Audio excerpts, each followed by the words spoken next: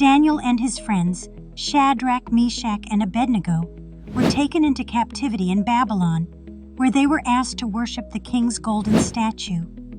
But they refused to bow down to any god but the Lord. As a result, they were thrown into a fiery furnace. Yet, God protected them, and they emerged unharmed. Daniel's story teaches us the importance of standing firm in our faith, even when faced with pressure to compromise. It reminds us that God is with us in our trials, and that He can deliver us from the most difficult situations. Their courage was rooted in a deep trust that the Lord alone is sovereign and worthy of worship. Even in the fire, God's presence was with them.